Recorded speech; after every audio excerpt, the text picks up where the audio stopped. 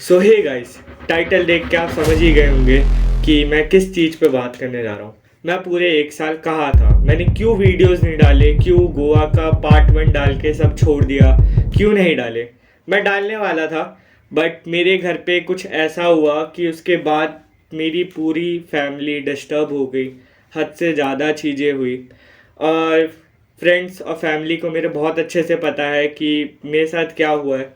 और मैं ये चीज़ शेयर करना चाहता हूँ अपनी यूट्यूब फैमिली से कि मेरे साथ पूरे 1 साल क्या क्या चीज़ें हुई है, मैं पर्सनली शेयर करना चाहता हूँ।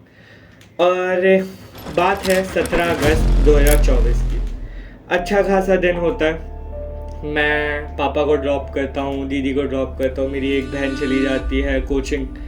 उसके बाद मैं और मम्मी घर होते हैं। मैं कहता हूँ मम्मा को कि मैंने कभी दीदियों को गिफ्ट नहीं दिया राखी पर, मैं गिफ्ट लेके आता हूँ। तो मम्मी कहती है जाओ। तो मैं अपने दोस्तों के साथ जाके गिफ्ट लेके आता हूँ। तो गिफ्ट लेके आया तो मेरी जो बीच वाली दीदी हैं उनने बोला था कि आर्यन मुझे ना बैग चाहिए। तो आई वॉज लाइक कि वो इंसान मेरे से बैग मांग रहा है जिसने कभी कुछ नहीं मांगा मेरे से, और उसी ने सब कुछ मुझे दिया है। मतलब पापा और उन दीदी ने सबसे ज़्यादा चीज़ें मुझे लाइफ में दी हुई है। और मैं इस चीज़ को वैसे नहीं बोलना चाहता कि घर वाले कुछ नहीं करते, बट उनने सबसे ज़्यादा मेरी पूरी फैमिली के लिए किया है। मेरे लिए अकेले नहीं, मेरे पापा के लिए इतना कुछ करा है, मेरी मम्मी के लिए इतना कुछ करा है। और मैं वो बच्चा हूँ जिसके लिए उसने सभी किया, लिटरली सब जो मुझे चाहिए होता था। मतलब छोटी से छोटी चीज़, बड़ी से बड़ी चीज़ मुझे कभी मना नहीं करी उसने देने से। और उस इंसान ने मेरे से गिफ्ट मांगा है, वो भी बैग। तो मैं उसके लिए गिफ्ट लेने जाता हूँ और मैं अपनी दोनों और बहनों के लिए भी लेके आता हूँ। तो उनके लिए ही सबसे अच्छा बैग लेके आया होता हूँ। मैं मम्मी को आके दिखा रहा होता हूँ, मम्मी देखो ये लेके आया हो। तो मम्मी बड़ी खुश होती है। एक मम्मी कहती है इसको छुपा दे, दीदी आने वाली है तो इनको दिख जाएगा। तो आई वाज लाइक कि ठीक है ठीक है ठीक है, मैं छुपा देता हूँ। तो मैंने सब छुपा दिया। मेरी एक बहन आ गई, वो वाली दीदी ऑफिस जा रखी थी जिनके लिए मैं मेनली गिफ्ट लेके आया था। मैं राखी वाले दिन ही दिखाता। और मैं ना उस दिन सो गया थोड़ी देर के लिए शाम में, और मैं शाम में उठा 8 बजे करीबन, और मेरे को घबराहट हो रही थी। तो 8:30 तक मैंने मम्मी से बोला मम्मी दीदी को कॉल लगाओ ना, दीदी कहाँ रहेगी। वो अक्सर 9-10 बजे तक आती थी, बट मैंने उस दिन मम्मी से बोला कि मम्मी दीदी से पूछो ना कहाँ है। तो दीदी ने कॉल नहीं उठाया हमारा। 9 बजे की बात है, हम पर कॉल आता है कि दीदी का हो गया एक्सीडेंट। और हम लोगों के पैरों से ज़मीन हिल गई। मैंने बात करी उनसे तो वो कहते हैं कि आ जाइए हॉस्पिटल, ये इधर ही है, ज़्यादा नहीं लगी, आप आ जाइए।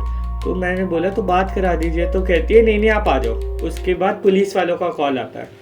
तो वो कहते हैं कि उनके हाथ पे चोट लग गई, आप आ जाइए डॉक्टर, वरना इलाज नहीं कर सकते। मैंने तब भी बोला कि मेरी बात करा दो मेरी बहन से कि ठीक तो है ना, ज़्यादा तो नहीं लगी। तो ही सेड कि नहीं बात नहीं करा सकते, आप आ जाइए जल्दी। उसके बाद हम लोग जल्दी भागते हैं। बीच रास्ते में एक और बार कॉल आता है। तो वो लोग कहते हैं कि वेंटिलेटर पे डालना है, आप लोग आ जाइए, कॉल वो साइन करनी ज़रूरी है कि एडमिट करना है, क्या करना है क्या नहीं।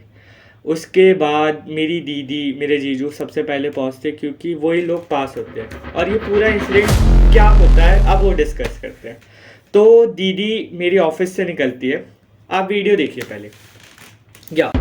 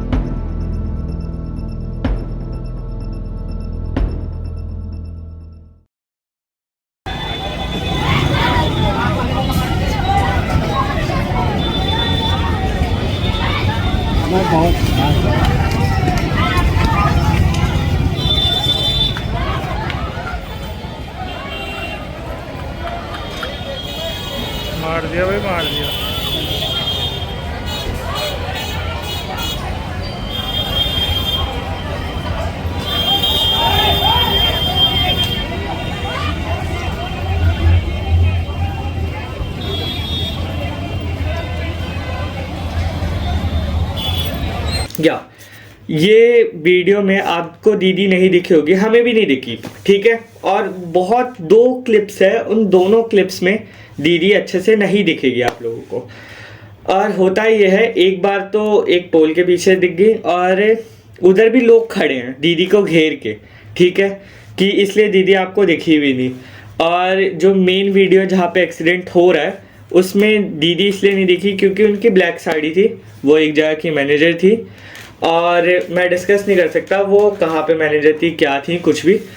तो दीदी ऑफिस से आ रही होती है और वो लड़की पीछे से गाड़ी से मारती है, सबसे पहले दीदी को ही मारती है, दीदी का सर जाके टकराता है और दीदी फिर रोड पर आ जाती है और दीदी उठती ही नहीं उसके बाद। लाइक वो बेहोश होती है तो बेहोश ही हो जाती है, उसके बाद नहीं उठती वो।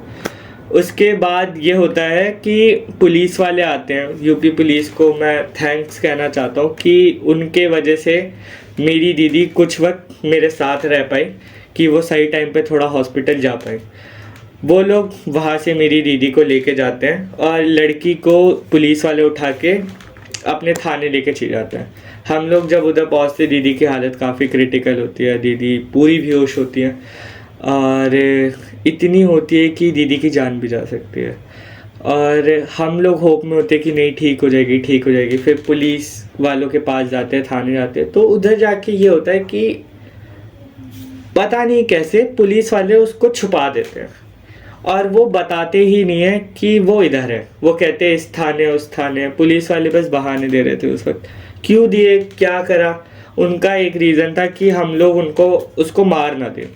जैसे वो काम करा उस लड़की ने, तो मेरे ख्याल से वो गलत भी नहीं है कि कोई उनको मार रहा है, क्योंकि बहुत बेशरम लड़की है जिसने पूरे 1 साल आके हम लोगों से बात नहीं करी, हम लोगों से पूछा तक नहीं कि आप लोगों की फाइनेंशियली या दीदी की तबीयत, या उसको ही देख लेती, कम से कम उसको आके देखती, उसकी देखभाल कर लेती कि मैंने ऐसा कुछ करा है तो मैं आके कुछ कर दूं, कुछ हेल्प कर दूं, मैंने जानबूझ के नहीं किया तो।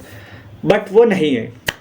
वो आई भी है दीदी को देखने तो वो चोरी छुपे पुलिस वालों के साथ आई है, पुलिस वालों की हेल्प से वो दीदी को हॉस्पिटल में देख के चली गई है। और उसके बाद से वो कभी नहीं दिखी। अभी तक हम कोर्ट में भी नहीं मिले उससे, क्योंकि वो बहुत छुपती छुपाती रह रही है। और लड़की का नाम है आरुषि मिश्रा।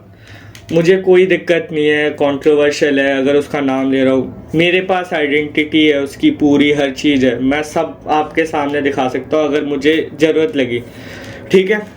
अब आते हैं दीदी की कंडीशन में। पहले दिन तो उधर रात का वक्त था, डॉक्टर्स नहीं थे। अगले दिन वो डॉक्टर आते, ही सेड कि नहीं बचेगी अगर ऑपरेशन नहीं किया तो हम पूछते कि ऑपरेशन करने के बाद चांसेस है पूरी ठीक हो जाएगी, तो ही सेड कि नहीं, चांसेस है कि तब भी नहीं बचेगी।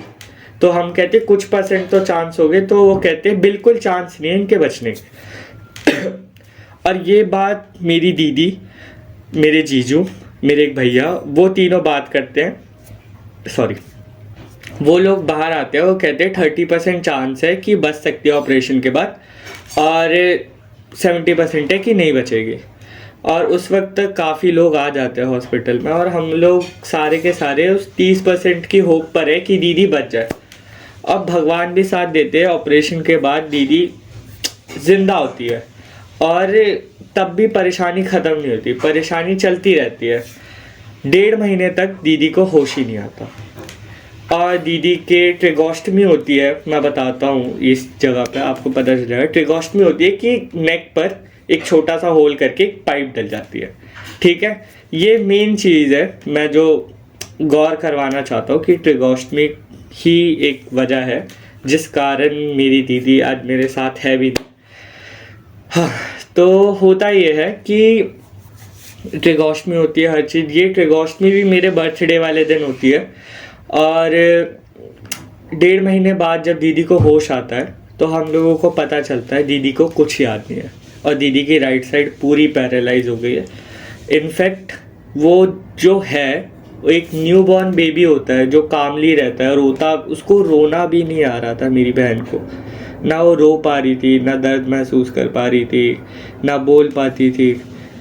मतलब एकदम से पूरी दुनिया पलट गई थी हम लोगों के लिए कि इस इंसान के साथ कैसे हो सकता है जो सबकी हेल्प करता है।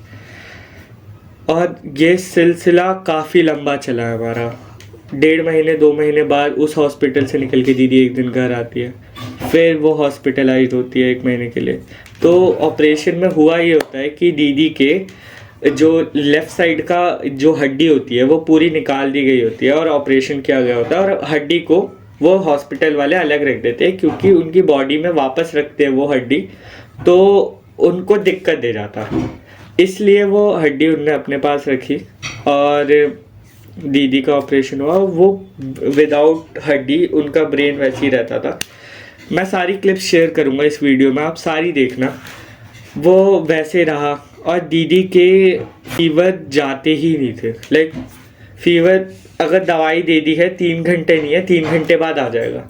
और वो इतना डोज बढ़ता गया, दीदी की हालत इतनी ख़राब होती गई डे बाय डे। और उनकी हाइट आप लोगों को पता है मेरे से भी लंबी थी, हट्टी कट्टी थी, और वो इंसान इतना पतला हो गया और वो ऑपरेशन नहीं हो पाया। जो ब्रेन की जो बोन लगनी थी वो ऑपरेशन ही नहीं हो पा रहा था। 4-5 महीने हो गए, 5 महीने एग्जैक्टली। जैन में जाके हड्डी लगी है, अगस्त से लेके जैन में। तो उस वक्त तक हमने इतनी मेहनत करी है, डॉक्टर्स ने इतनी मेहनत करी है। Special thanks to Pranjal Pandey sir, जो कि प्राइमस के एक डॉक्टर है न्यूरो के, वो बहुत अच्छे। लाइक उनने कभी हमारा साथ नहीं छोड़ा, मैं कभी वो नहीं कहूँगा। उनने बहुत साथ दिया हमारा, हमेशा साथ दिया और अभी भी साथ देते हैं। और दीदी का ऑपरेशन भी उन्हीं ने करा। तो एक वीक था जब दीदी घर थी, जब दीदी का ऑपरेशन करने के लिए सर ने बोला था कि आप बस 10 दिन इसको बिना फीवर के रख लो, मैं ऑपरेशन कर दूँगा, कि अब हम इसको ठीक करने के लिए रखते हैं। और घर पे लाके लास्ट के जो 10 दिन थे, हम उस 10 दिन में आराम कर पाए थोड़ा बहुत। हमने नर्स रखी थी, हमने GDA स्टाफ होता है जो वॉशरूम उनके जो साफ़ सफाई करता है, हर चीज़ करता है, हमने वो रखा था। और बेड था, ऑक्सीजन सिलेंडर, मॉनिटर्स, हीटर्स, हर चीज़। ठंड का वक्त था और हमारा इतना पैसा लग गया था इस वक्त तक, दीदी और मैंने इतनी सारी चीज़ें हैंडल करी है, इतना पैसा लग गया था कि हम बता नहीं सकते। हमने स्टार्टिंग में सारी चीज़ें, सारे इक्विपमेंट्स रेंट पे लिए, और क्योंकि हमें नहीं पता था कि कैसे सारी चीज़ें मैनेज होती है। उसके बाद इतना कुछ जब हमने रखा हुआ था तो रेंट का पैसा काफ़ी लगा। तो हमने सोचा कि अब ना रेंट से हटा के हम सब ना अपना ख़रीद लेते हैं, कि अब जब पता है लॉन्ग टर्म है ये चीज़ तो हम खर्चा करना पड़ेगा। तो मैं और मेरी बहन चांदनी चौक जाते हैं। चांदनी चौक में हम बेड का पता करते हैं, हम सक्शन मशीन का पता करते हैं, हम मॉनिटर लेते हैं, हम हर चीज़ें लेके आते हैं। और कैसे ना कैसे करके हमने हर चीज़ें करी है। मैं आपको सारी वीडियोस फ़ोटोज़ दिखा दूँगा। और होता ही है, फिर हम अपना बेड लेके आ जाते हैं, हर चीज़ हो जाती है। फिर दीदी का आता है ऑपरेशन की डेट का टाइम, क्योंकि वो 10 दिन में हमने इतना अच्छा प्रिपरेशन कर ली थी। 4 महीने इतना फीवर चलने के बाद वो 10 दिन वो फीवर नहीं रहे। तो हमने सोचा अब होगा ऑपरेशन, और वो घर छोटा था हमारा, तो हमने वहाँ से शिफ्ट कर लिया। अब हम उधर नहीं रहते, अब वहाँ की भी कुछ क्लिप्स है। तो हमने दीदी को ऑपरेशन के लिए हॉस्पिटल ले गए। दीदी का एक दिन उनने रखा, हेड शेव करा पूरा, और अगले दिन दीदी का ऑपरेशन हुआ। उसके अगले दिन दीदी पूरी ठीक हुई, सूजन थी काफ़ी सारी। हमने उधर फ़ोटो, दीदी इतना थोड़ा होश में आ गई थी कि वो बोल नहीं पाती थी, इतना अच्छा बुरा नहीं समझ पाती थी, बट वो हमें देख के कैसे खुश रहती थी वही जानती थी। वो इतने दुख में थी, लाइक ना बोल पाना, ना खा पाना, हर चीज़। वर्स्ट जो कंडीशन होती है एक इंसान की, वो मैंने दीदी में देखी। और मेरे लिए तो मेरा सब थी वो, लाइक सब। मेरे मम्मी पापा तो काफ़ी अंदर से अभी तक ठीक नहीं है, मैं ये नहीं कह सकता कि वो ठीक है। और मैं आप लोगों से बात कर पा रहा हूँ ये कि मेरे मुंह पे कोई इमोशन नहीं दिख रहा, तो मैं एक्सप्रेस नहीं कर पाता सबके सामने या कहीं भी, मैं नहीं रो पाता। और ऑपरेशन के बाद तो हम काफ़ी ऐसे मोटिवेट हो गए थे कि अब दीदी ठीक हो जाएंगी। तो अब सिलसिला चलता है कि दीदी थोड़ी एक्टिविटीज़ भी करने लग गई थी। लाइक एक दिन ऑपरेशन के बाद दीदी ने हमारी फ़ोटो खींची थी हॉस्पिटल में, मेरी दीदी की, तो हम लोग बहुत खुश थे। तो दीदी को अब हम घर, उसमें ना ये भी था कि वो ट्रेगोस्टमी भी हट गई, जो इतने वक्त से वो पाइप अंदर थी, हमने वो भी हटवाई कि बाय चांस दीदी बोल पाए, क्या पता वो उसी के वजह से नहीं बोल पाती, बट ऐसा नहीं था, वो भूल चुकी थी सब, बोलते कैसे हैं, क्या होता है क्या नहीं होता। उसके बाद हम घर आते हैं, हमें जो लगता था कि सारी चीज़ें अब ठीक होगी, दीदी रिकवरी करेगी physically mentally her cheese, but ऐसा कुछ नहीं था। धीरे धीरे पता चला हमें कि दीदी का जब वो क्या कहते हैं ट्रेगोस्ट में निकली, तो जो ट्रैकिया था वो सूजने लग गया, और वो इतना स्वेल हो रहा है, वो ख़राब हो चुका है कि बलून डायलेशन हुआ, बलून डायलेशन से ठीक नहीं हुआ, और वो कफ इतना सिक्रीशन इतना होता था कि अटक जाता था। अब आते हैं हम 17 मई पे 2025, मेरी ज़िंदगी का सबसे बुरा दिन। मुझे एक्सीडेंट पे जितना डर नहीं लगा था उतना उस दिन लगा था मुझे। क्यों? क्योंकि दीदी घर थी, दीदी हॉस्पिटल नहीं थी, और सडनली 15 तारीख को, 17 से पहले आते हैं, 15-14 को मेरी मम्मी की तबीयत होती है ख़राब, उनका बीपी शुगर सब हाई हो जाता है। अनफॉर्चुनेटली मेरी मम्मी आईसीयू में पहुंच जाती है। मेरी मम्मी आईसीयू में पहुंचती है तो हमें वहाँ भी देखना पड़ रहा है, घर पे भी देखना पड़ रहा है, और इस वक्त तक सभ्या दी और मैंने एक डिसीजन ले लिया था इस घर में कि अब हम नर्सेज वो नहीं रखेंगे, क्योंकि अब अफोर्ड भी नहीं कर पा रहे थे, क्योंकि उन लोगों का दोनों का मिला के पर वीक का हमें 30K देना पड़ रहा था, और इतना अब हमें मैनेज करना बहुत भारी पड़ रहा था, क्योंकि इतना नहीं था हम पे, एक साफ उसमें बोलूँ नहीं था हम पे इतना पैसा। तो दीदी और मैंने ही सीखा, सक्शन करना सीखा। पहले तो ट्रेगोस्ट में ट्यूब होती थी, वहाँ से हो जाता था, पर अब मुंह से करना पड़ता था, दीदी मुंह बंद कर लेती थी। तो हमने ट्रेगोस्ट में उससे क्या कहते हैं सक्शन मशीन से हम वो करते थे, सक्शन करते थे। काफ़ी सारी क्लिप्स है 17 मई से पहले की, जब दीदी रिकवर कर रही थी, काफ़ी रिकवर कर गई थी। हमने उसको बैठाया, हाँ वो खुश होती थी, हम उसको ऐसे प्यार से किस करते थे छोटी मोटी, तो वो बहुत खुश होती थी, पर तबीयत तब भी ख़राब रहती थी दीदी की। अब मम्मी जब हॉस्पिटल पहुंच गई, हाँ, तो मम्मी एडमिट हुई, मम्मी काफ़ी डर गई कि उधर घर पे कौन संभालेगा। तो मेरी बड़ी वाली दीदी आ गई, तो बड़ी वाली दी थी, और सब चीज़ें चल रही थी A to Z की ये है ये है ये है ये है।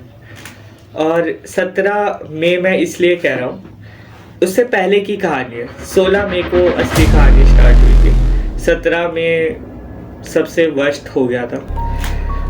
तो होता ही है, हम आते हैं पहले 16 मई पे। सुबह का वक्त था, तो मैं और पापा जाते हैं मम्मी से मिलने हॉस्पिटल, क्योंकि आईसीयू की टाइमिंग होती है एक। मम्मी से मिलते हैं तो मुझे सडनली कॉल आता है कि आर्यन एम्बुलेंस लेके आ जा, प्रीति दीदी को हॉस्पिटल ले जाना पड़ेगा, क्योंकि दीदी के ना वो अटक गया, कहते हैं कफ अटक गया गले में।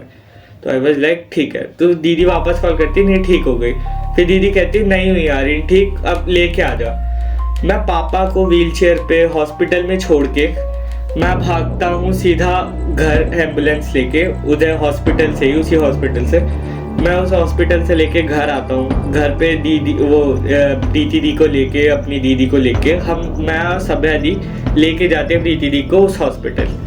ठीक है, उस हॉस्पिटल का नाम नहीं लूँगा क्योंकि उन लोगों ने भी काफ़ी हेल्प करी है, मैं कुछ नहीं कहना चाहूँगा उनके बारे में। हॉस्पिटल का नाम लेना इज नॉट गुड। तो उसके बाद हम उधर जाते हैं, उधर के डॉक्टर कहते हैं मैंने आपसे पहले भी कहा था मैं इस चीज़ का इलाज नहीं कर सकता, आपको कहीं और ले जाना पड़ेगा। और दीदी की हालत इतनी सीवियर थी कि कभी भी कुछ भी हो सकता था। उसके बाद हम लेके भागते हैं एम्स। एम्स वालों पे बेड ही नहीं होता। एक कड़वा सच है कि गवर्नमेंट हॉस्पिटल का इतना बुरा हाल है कि अगर कोई इंसान काफ़ी क्रिटिकल हालत में है उसको वो सेव नहीं कर सकते, क्योंकि उन पे बहुत लोगों की भीड़ है, बहुत लोगों की भीड़ है कि अगले को भी बहुत दिक्कत है, बट वो सबकी केयर नहीं कर सकते।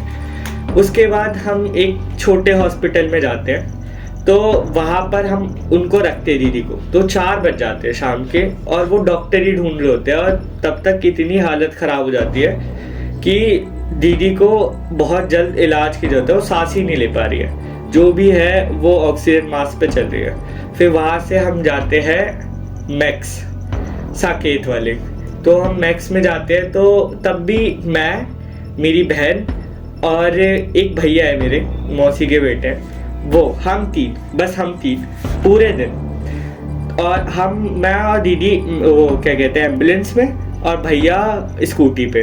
तो हम दोनों जाते हैं मैक्स साकेत वाले, तो वो लोग कहते हैं कि हम पे बेड ही नहीं है। उसके बाद एक पूरा प्राइवेट मैक्स है हेल्थ वाला, उनने बोला कि 50 के एडमिशन लगेगा, हमारे पे पुल्मोनरी का डॉक्टर है, इलाज हो जाएगा।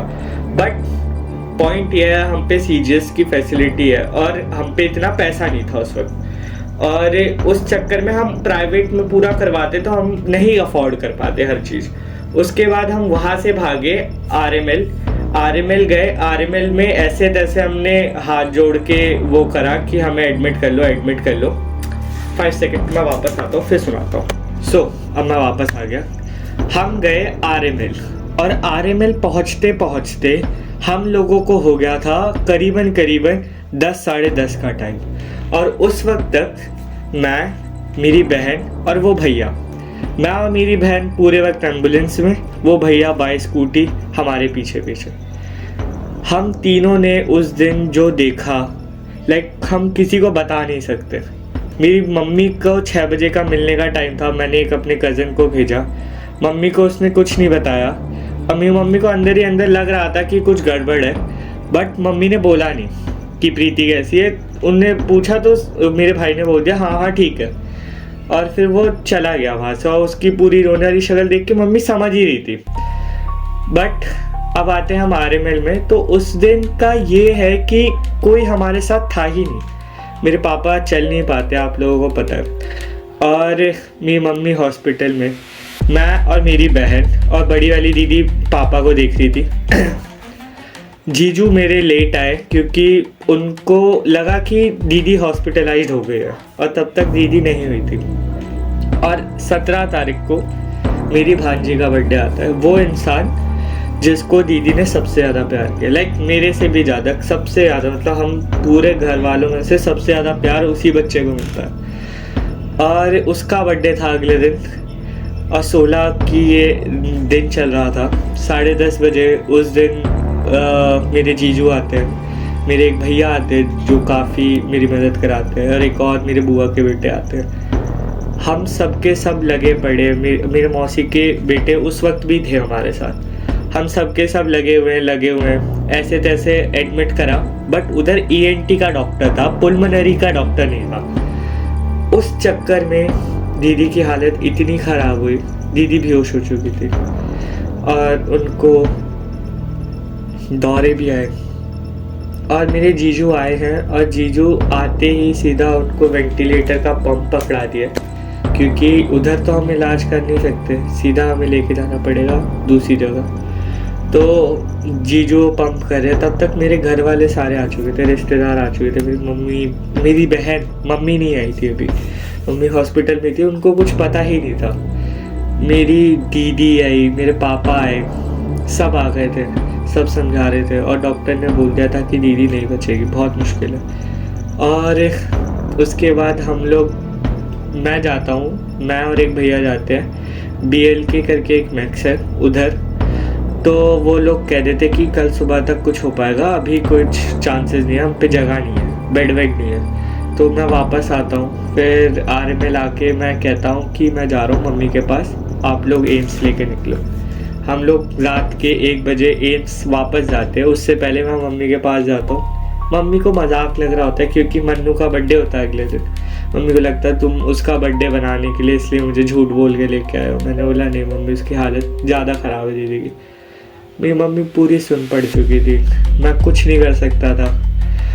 मैं उनको घर लेके आया, मम्मी ने कपड़े चेंज करे, मम्मी पूरे हॉस्पिटल के ही कपड़ों में घर आई हैं। मैं फिर वहाँ से मम्मी को एम्स ले गया, उधर एम्बुलेंस से दीदी आई। एम्बुलेंस वालों ने मना कर, उसने क्या कहते एम्स वालों ने मना कर दिया, और पुलिस वालों को बुलाया कि ये लोग एडमिट नहीं कर रहे, उन लोगों ने तब भी मना कर दिया। फिर हम वहाँ से सफदरजंग जाते हैं, सफदरजंग की एक पर्ची लेके जब डॉक्टर के पास जाते हैं, डॉक्टर हमारे मुंह पे पर्ची मार देता है, कहता हम नहीं लेंगे, ये नहीं बचने वाली। और उस वक्त दीदी को 2 बार दौरे आ चुके हैं, हम एम्बुलेंस में इतना लेके ट्रैवल कर रहे हैं। उस दिन का हमारा 90,000 तक का बस एम्बुलेंस का बिल था, बस 90,000 तक का। और मैं और मेरी बहन इतने कॉन्शियस थे ही नहीं कि हर चीज़ सेटल कर पाए। फिर हम सफदरजंग से हम लोग जाते हैं वापस उस छोटे वाले हॉस्पिटल में कि दीदी की थोड़ी केयर हो पाए। दीदी को वेंटिलेटर पे उधर डालते हैं वो लोग। और सुबह के 4 बजे हम बात करते हैं, एक नोएडा में एक हॉस्पिटल पड़ता है वो, और जहाँ पे दीदी कैलाश में एडमिट थी वहाँ पर, तो दोनों हॉस्पिटल कहते हैं आप ले आइए। हम सुबह 6 बजे तक उधर पहुँचते हैं, और वो हॉस्पिटल जाते ही होता ऐसा है कि सब उधर चले जाते हैं हॉस्पिटल के अंदर। मैं गाड़ी में लेटा होता हूँ क्योंकि मैं पूरा सुन हो जाता हूँ। मेरी बहन का कॉल आता है कि आर्यन बाहर बात करनी है।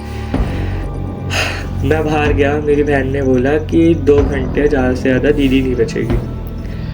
और उस दिन मुझे रियलाइज़ हुआ कि यार क्या ही गलती थी हम लोगों की, हम इतना क्यों सफ़र कर रहे हैं, क्या हो रहा है। मेरी मम्मी सब रो रहे हैं। बट उस दिन की ये खासियत है कि मेरी मम्मी में और मेरे पापा ने होप नहीं छोड़ी।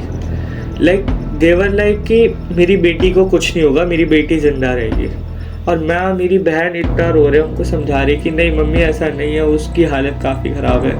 हम दीदी और मैं ना बातचीत करके कि एडमिट कराना नहीं कराना, फिर चाचू हमें कहते कराओ, तो हम एडमिट करा देते हैं। एडमिट कराने के बाद दीदी को ऐसा होता है कि डॉक्टर ने बोला कि अंदर आओ, साइन कर दो कि नहीं बचेगी, आप लोगों को पता है।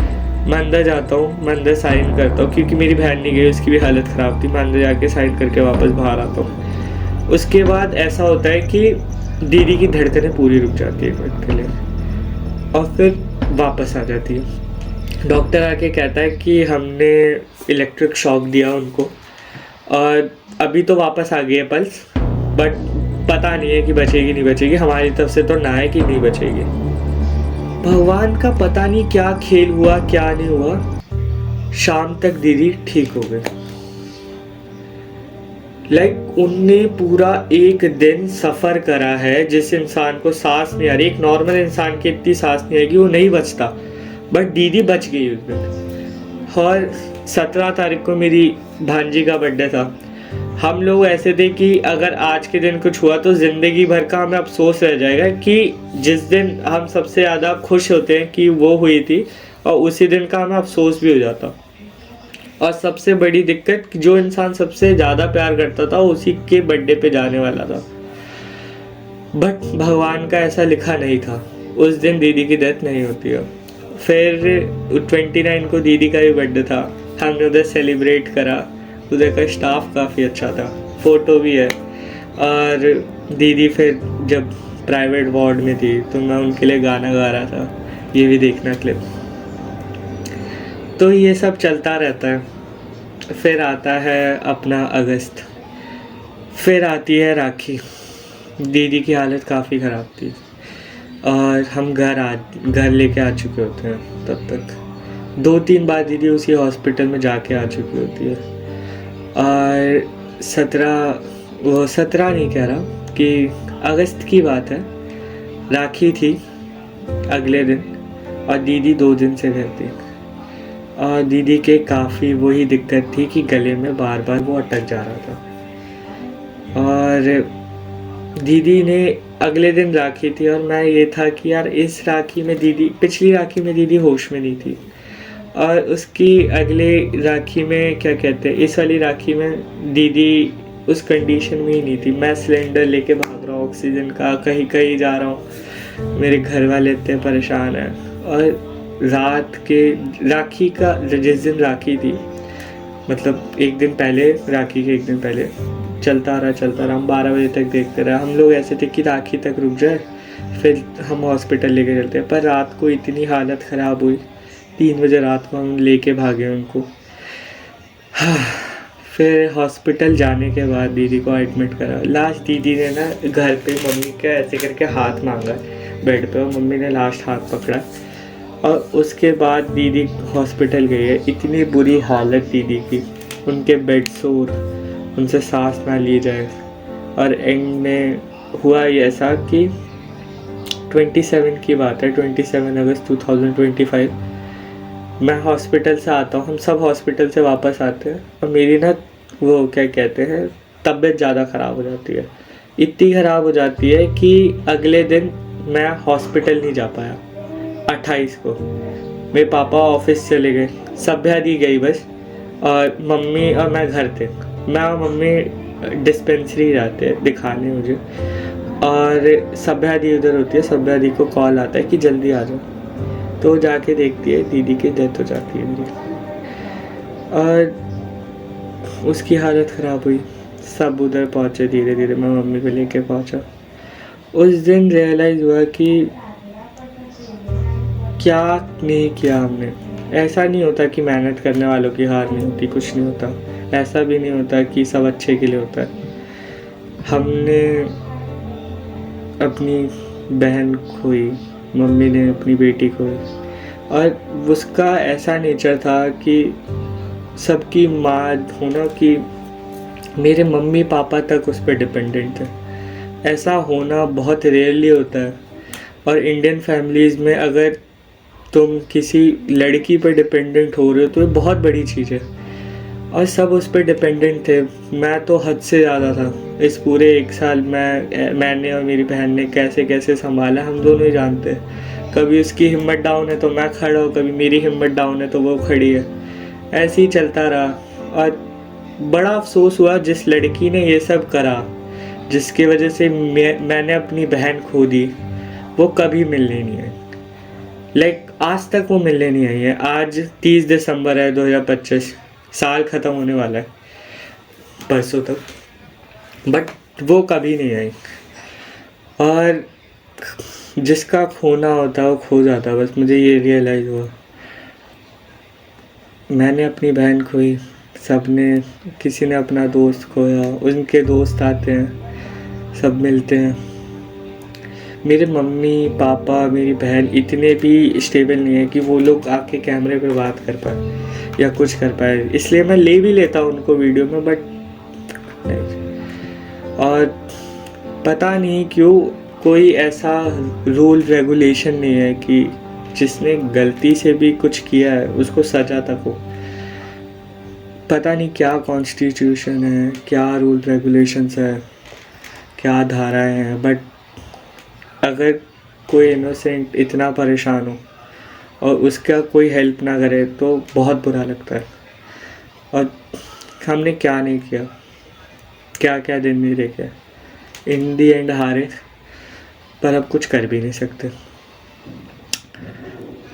और मुझे बस ये सब चीज़ें शेयर करनी थी आप लोगों से। मेरा दिल हल्का होगा आप लोगों को ये सब बता के। और जो क्रिमिनल केस का होता है मैं आपको बताऊंगा, बिल्कुल बताऊंगा कि क्या चलता है क्या नहीं चलता, बट लॉयर से जितना डिस्कस हुआ है कि उसको कुछ सज़ा नहीं होगी, जबकि ये बिल्कुल ठीक नहीं है। देखते हैं, हम नहीं सज़ा दे सकते, कुछ नहीं कर सकते, तो भगवान देख रहा है। भगवान पे एक होप, लास्ट होप है मेरी भी, मेरी फैमिली की भी, कि जितना कुछ ख़राब हुआ है, जिसके वजह से हुआ है, उन लोगों को सज़ा ज़रूर मिलनी चाहिए। और कुछ कह नहीं सकते क्या मिलेगा क्या नहीं मिलेगा, क्योंकि पूरे साल में बहुत लोग भगवान पे बिलीव रखते हैं, बट मेरा और मेरी फैमिली का काफ़ी बिलीव टूटा है। हमारे लिए किसी का कोई हेल्प नहीं करा, कुछ नहीं करा। अगर जितना हम कर सकते थे हमने जितना करा। हमारे से हम इस पूरे 1 साल में दीदी पर करोड़ों खर्च हो गए हैं, करोड़ों। हमारी पूरी जो सेविंग्स थी सब पापा की, सब खर्च हो चुकी है मेरे। हम पे कुछ नहीं बचा है। लाइक हम सब लगा चुके हैं और अब कुछ भी नहीं है, और ना अब दीदी है। एक कहते हैं ना लोग कि मेहनत करने वालों की हार नहीं होती, ये नहीं होता, ऐसा नहीं। कोई नहीं, अब मिलते हैं अब किसी अलग वीडियो में। हो सके जब मेरा घर की चीज़ें थोड़ी सेटल डाउन होती है तो मैं पक्का वो 2 वीडियोस है 2 दिन की गोवा की, वो भी डाल दूँगा। क्योंकि मैं चाहता हूँ कि जो हमारे पे दीदी की क्लिप्स है या जो भी वीडियोस है, जो भी हमारी यादें साथ रहे और आप लोगों से भी शेयर कर पाऊँ। मिलते हैं फिर अब किसी और वीडियो में। टाटा।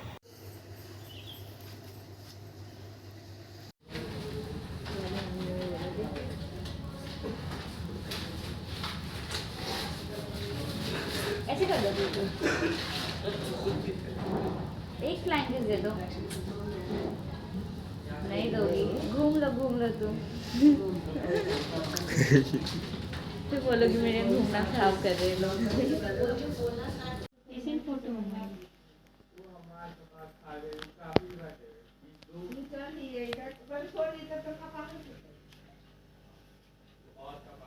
जय श्री कृष्णा बोल रहे हैं, जय श्री कृष्णा बोल रहे हैं वो।